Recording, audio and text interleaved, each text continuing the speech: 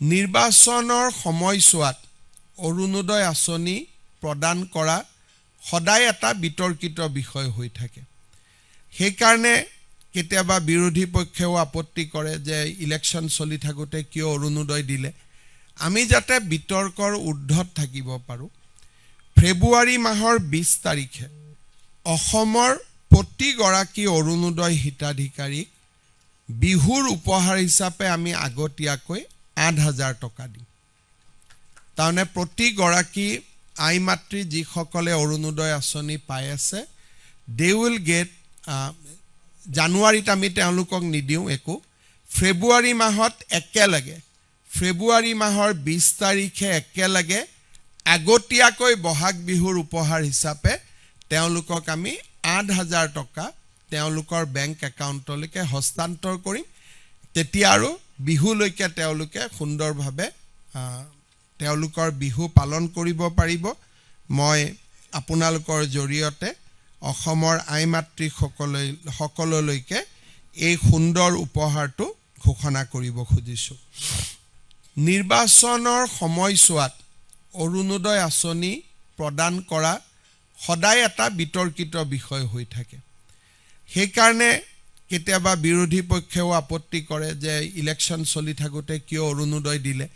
আমি যাতে বিতৰ্কৰ ঊৰ্ধ্বত থাকিব পাৰোঁ, ফেব্ৰুৱাৰী মাহৰ 20 তাৰিখে অসমৰ প্ৰতিগৰাকী অৰুণোদয় হিতাধিকাৰীক বিহুৰ উপহাৰ হিচাপে আমি আগতীয়াকৈ 8,000 টকা দিম। তাৰমানে প্ৰতিগৰাকী আই মাতৃ যিসকলে অৰুণোদয় আঁচনি পাই আছে, দে উইল গেট, জানুৱাৰীত আমি তেওঁলোকক নিদিওঁ একো, ফেব্ৰুৱাৰী মাহত একেলগে, ফেব্ৰুৱাৰী মাহৰ 20 তাৰিখে একেলগে আগতীয়াকৈ বহাগ বিহুৰ উপহাৰ হিচাপে তেওঁলোকক আমি 8,000 টকা তেওঁলোকৰ বেংক একাউণ্টলৈকে হস্তান্তৰ কৰিম। তেতিয়া আৰু বিহুলৈকে তেওঁলোকে সুন্দৰভাৱে তেওঁলোকৰ বিহু পালন কৰিব পাৰিব। মই আপোনালোকৰ জৰিয়তে অসমৰ আই মাতৃসকললৈকে এই সুন্দৰ উপহাৰটো ঘোষণা কৰিব খুজিছোঁ। নিৰ্বাচনৰ সময়ছোৱাত অৰুণোদয় আঁচনি প্ৰদান কৰা সদায় এটা বিতৰ্কিত বিষয় হৈ থাকে। সেইকাৰণে কেতিয়াবা বিৰোধী পক্ষেও আপত্তি কৰে যে ইলেকশ্যন চলি থাকোঁতে কিয় অৰুণোদয় দিলে। আমি যাতে বিতৰ্কৰ ঊৰ্ধ্বত থাকিব পাৰোঁ, ফেব্ৰুৱাৰী মাহৰ 20 তাৰিখে অসমৰ প্ৰতিগৰাকী অৰুণোদয় হিতাধিকাৰীক বিহুৰ উপহাৰ হিচাপে আমি আগতীয়াকৈ 8,000 টকা দিম।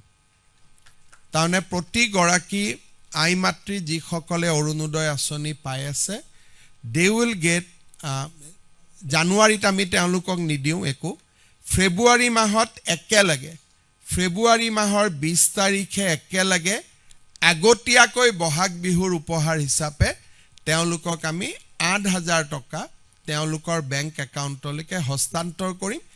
তেতিয়া আৰু বিহুলৈকে তেওঁলোকে সুন্দৰভাৱে তেওঁলোকৰ বিহু পালন কৰিব পাৰিব। মই আপোনালোকৰ জৰিয়তে অসমৰ আই মাতৃসকললৈকে এই সুন্দৰ উপহাৰটো ঘোষণা কৰিব খুজিছোঁ।